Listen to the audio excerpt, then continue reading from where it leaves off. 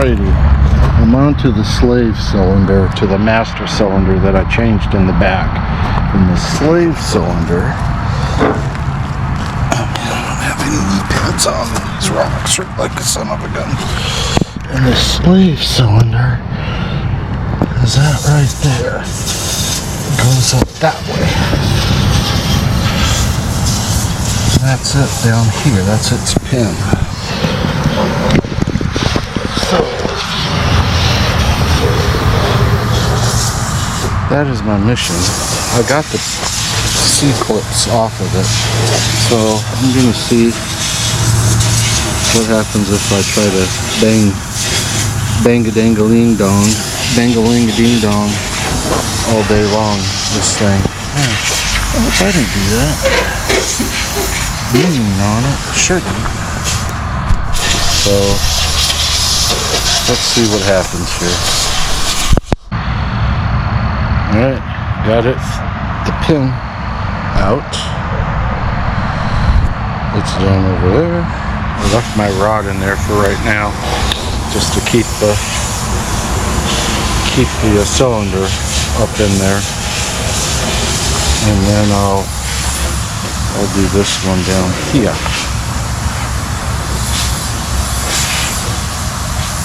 And then I'll see what.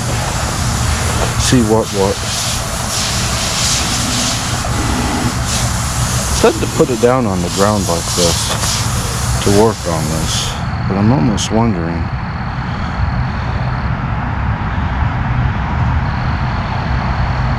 I don't know. Not sure that's the easiest way. You'd think it'd be easier to deal with it with the boom raised a bit.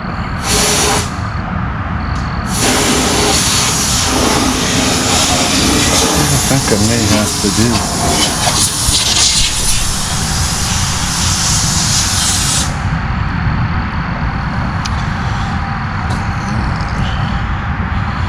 I'm not sure if this guy's got to come out or come off. I don't think so.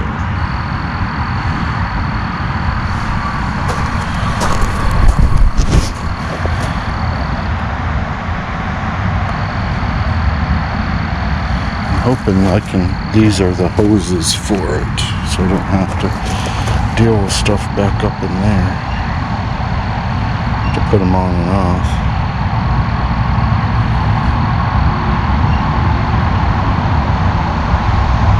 I think that those two hoses go to this cylinder anyway, which would be great because then you can just disconnect and connect from there. If not, you'd have to put the hoses on the cylinder, get the cylinder up there and try to stuff it up into there. I'm still wondering how to get the cylinder back up there. Alright, this is the slave cylinder. And you can see it is 59105. And it actually wasn't looking too bad. I mean, it's got grime and crap, but it wasn't leaking. So unfortunately, and this has got brake cleaner on, or Croil, not brake cleaner, but you know, penetrant. So that's why it's real glossy, but it is, I think I got to take that rotator off to redo it. Son of a beehive. But I got this out, so I might as well do it as well. So this, I guess, from what I'm reading, is a closed system with that master cylinder in the back that I did, that's vertical on the back end of the boom. And that had a bunch of shit and crap in it, and that's the one I had to have the cylinder honed. But if it's closed loop, then that would tell me that this would be suspect to having that same shit in it. So I guess I'm using that to justify rebuilding it. But I'm not sure how you refill this if this is a closed system. I'm confused then as to how do you fill it, because it says, well, before you start tearing anything apart, if you're basket isn't functioning right, bleed the system since it's a closed loop to make sure there's no air in it. Okay, so that tells me it is truly a closed system. So I'm not sure then how you get fluid into this closed system unless you do it through one of these fittings on here. I know about as much as this is what I'm showing you as I'm doing this. Anyway, I got to get these hoses off. I did find a bulkhead fitting that these, I hope these hoses, same size of all the others, will to keep these looped together rather than just capped off. That's kind of what the service manual said to do. I think this thing might be a pain in the ass to get off, personally. I've been, over the course of a while, I've been coming out and spraying this stuff periodically.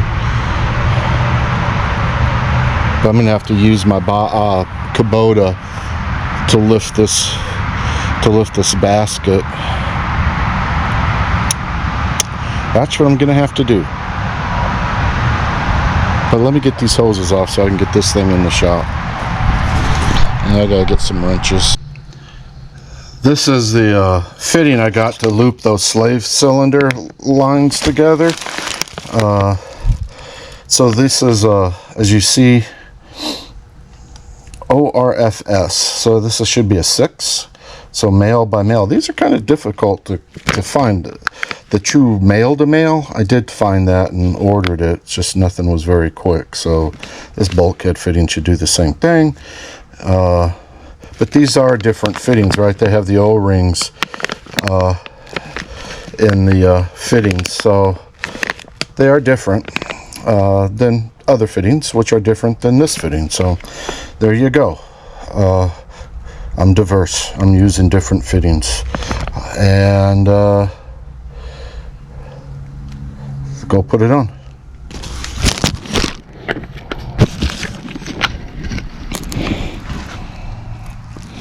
Oh, I put you guys down. Sorry. Oh yeah, for sure. These two are a different size than all the other cylinders I've done. These are smaller. So that bulkhead fitting, I don't think is going to work. I'll just have to cap them for now. Son of a biatch. I wish I was at the biatch right now. Well, maybe not. Kind of looking.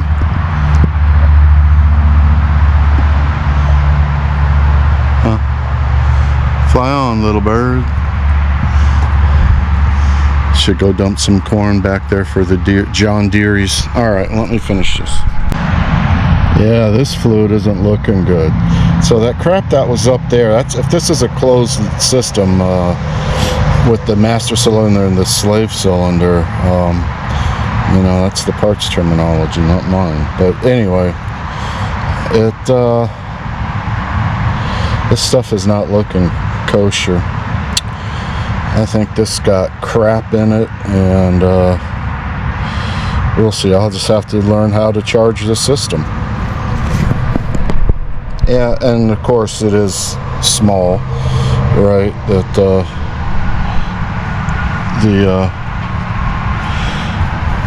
the bulkhead fitting I got is not going to fit on this, but I do have plugs.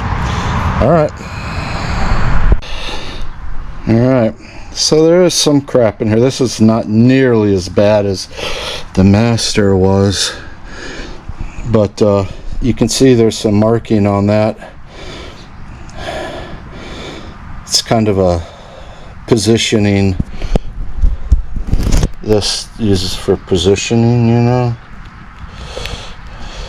but it's got some of the black marks on it, which tells me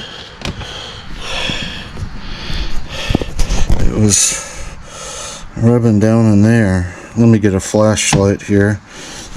Man, I tell you, I almost screwed up. I hope I have them right. I was so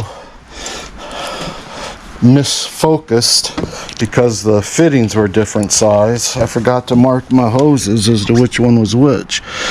So you can kind of see the fluid was pink, not red. But it's hard to see it's not red, it's a cloudy pink, which tells me there is water in there. And I'm trying to look at the cylinder. There is some shit in there, that's for sure. So I guess I'm glad I did this one, because it would have failed before too long like the other. So now the question is, how do you flush and recharge that closed loop circuit, or closed circuit between this and the master one in the back there? I guess I'll learn. Mission accomplished. I got it tore down, and I think I have the proper kit for this up there in the box. I think it uses the same one as the master cylinder. It's just the cylinder numbers are different because they have these different, I guess, proportioning valves or directional type of valves. Maybe those are what you use to help recharge the system or bleed it. I'll see. I'll figure it out one way or the other. Alright, well, I'm gonna kind of tidy this up for the evening, go in and have some nachos. Did you say nachos? And in the morning, we'll make waffles. Nachos and waffles. Alright, peace, people. Alright, here we are again. Another one. This is the slave cylinder. So, I'll have to knock that nut off and carry on. 1.25 inches. Hasn't changed. Cheetah bar. Works swell. Alright, I'm not sure if I'm stepping on myself again here or not, but this is an old one. These positioning rings, I think that's what they are, right? They keep the seal ring kind of centered. They have a bevel on one side and not on the other. And I think that bevel goes to the inside, and that's because there's that black underlying seal that blue seal sits on, and that has a slight lip to it, and so that's why I think chamfered lip, so that's why I think that beveled edge on these retaining or positioning rings goes to the inside. So that's my story, and I'm sticking to it, because this one here is facing inward like it should be, and this bottom one or top one is facing outward like it probably should be. Anyway, it's my story, and I'm sticking to it. This almost looks like, I mean, it wasn't in horrible shape. I think this one was rebuilt not all too long ago, not like the others. But man, this being the slave, I thought this was going to be in crappy condition just like the master was, but maybe they rebuilt this and cleaned it up, but all that crap just went up to the master cylinder. Alright, so from Genie, this is the slave cylinder, and it's a different configuration, if you will, than the master cylinder, and the cylinder number, as I pointed out, is 59105, and according to Genie, this is my cylinder, because it's through these serial numbers, and it says use with cylinder 59105 is what is marked on my cylinder barrel, and that's the kit to use, and that's the same kit as the master cylinder, and the same kit that's on the oscillators for that matter. So that's the kit that I'm going to use. This is I don't know, JLG lift number, but if you look at that number, then on this tag, you can see down here, 59050GT. And that is, you can't see it on here, the JLG number, but you can see the reverse of it is 44085. 44085.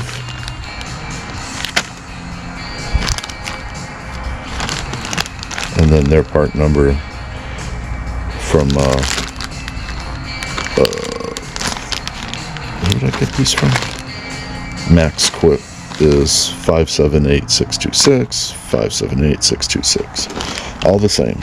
So this one kit, 59050GT, works for the oscillators, the main bucket tilt cylinder, or the master bucket cylinder, and the slave cylinder. Same kit. Alright, and that is it. Right there. 59050GT. Used with cylinder 59105. And that's what I have. And this is part 20 on that schematic. So that's that. Give you some useless information. Alright, tidied them up a bit. They were in pretty good shape, but I took a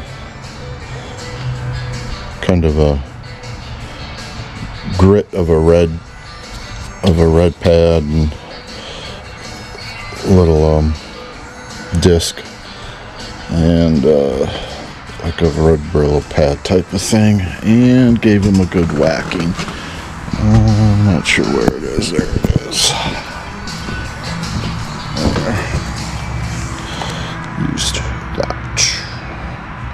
Kind of gave it a good whacking, and unfortunately I don't have the right shaft, quick connect shaft for the angle die grinder, so I just used it on the drill, but they're pretty tidy.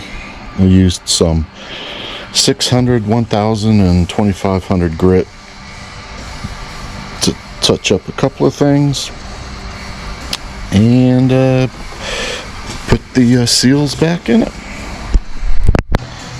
Alright, black underline seal installed. Just did that one by hand. I think I'm going to use the trick I learned on this one. Put a piece of plastic bag between it and the piston and that black thing, and use a little plastic bag, just pull it around. I'll show it again when I get there. And as I said, the bevel, if you can see that, let me see if I can zoom this.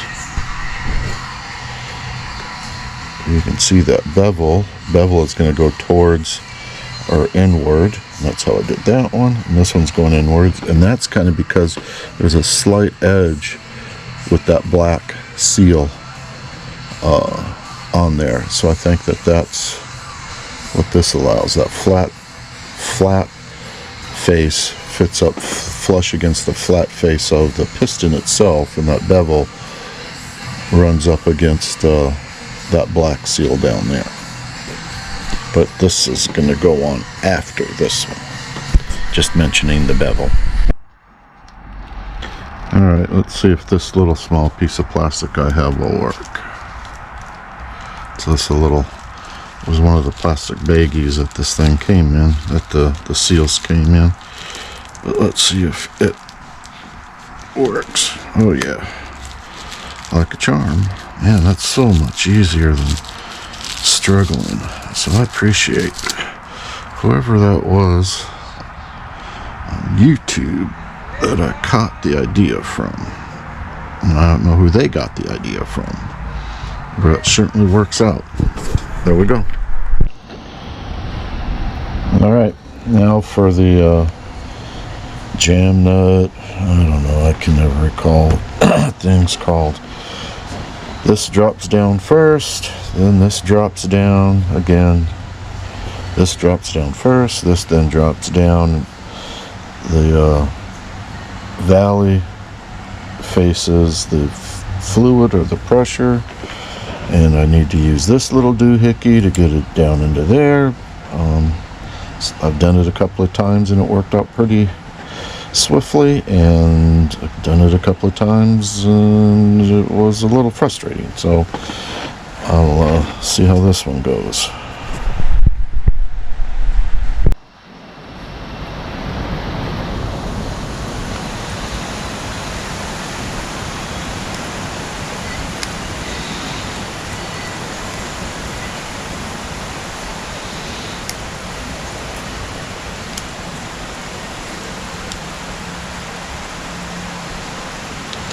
It's raining outside again.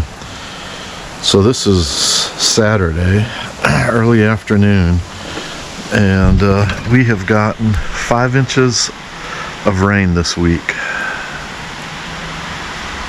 How's that for crazy? And it's coming down pretty good out there now. Dang. Blowing too. I wanted to get at the oscillator valve for this today or do some tree trimming, and I'm not sure I'm going to be able to get either one of those done.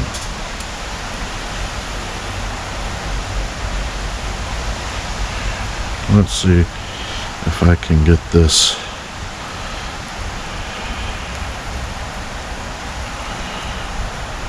done here.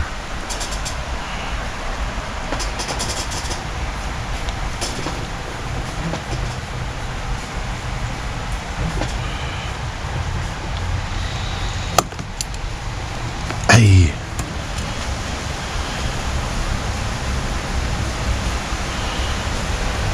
Got it part way in. Get the rest of it in.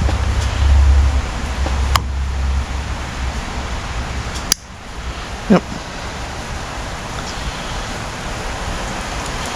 That wasn't too bad. I could have just taken it off and redid it again, but I think since it went in, nothing's tore, nothing's got a sore spot on it, no boo-boos. I call it a win.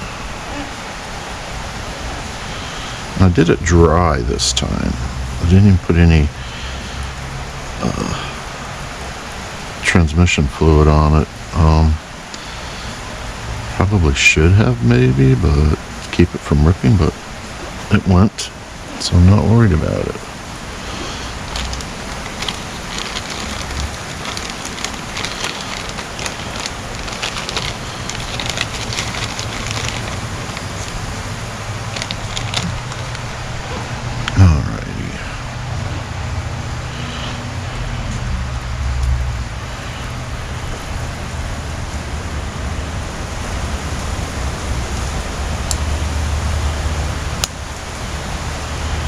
That went in there.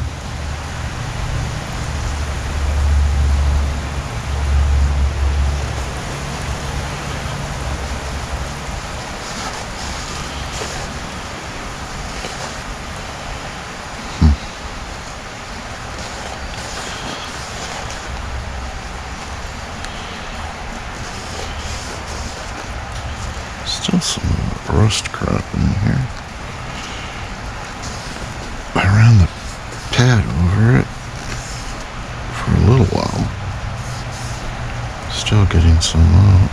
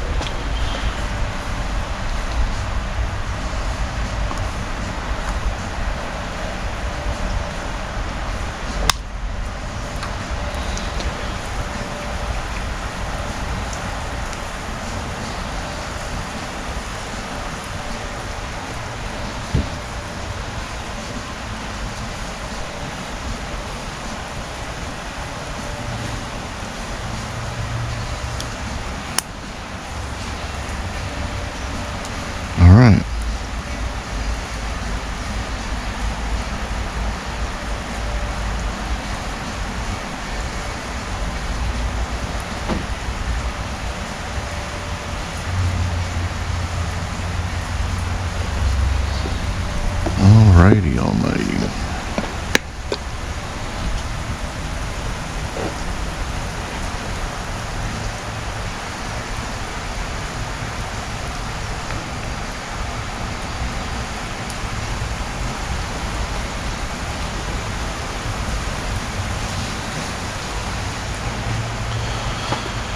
That did that.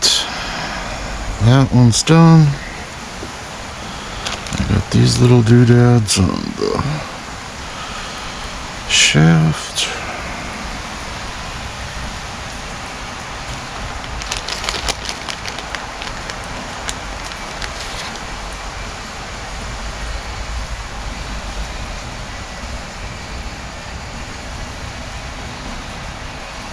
Still got to look at the cylinder with a bit more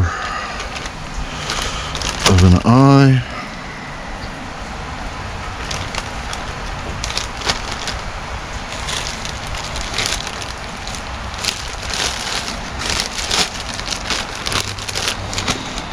Okay, so now I'm not going to put these on right now because I'm going to take a look at the shaft, so I'll be back in a flash. Alright, I just hit the shaft, the rod with a little bit of 600 here and there, but primarily 1,000 and 2,500 wet dry. So now I'm going to go wipe it down, clean it, spray it off, wipe it down, and load up the nut and the piston, and put those little doohickeys on then. Right there, and put this one back together. I gotta check that cylinder out.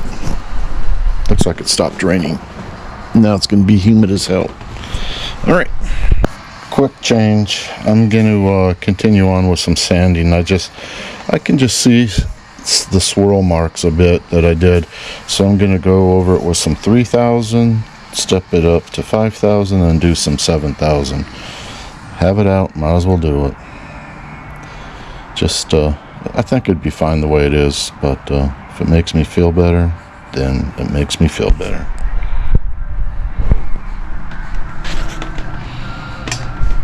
Alright, 357, like that. I can't even feel that with my fingernail, but you can certainly see it.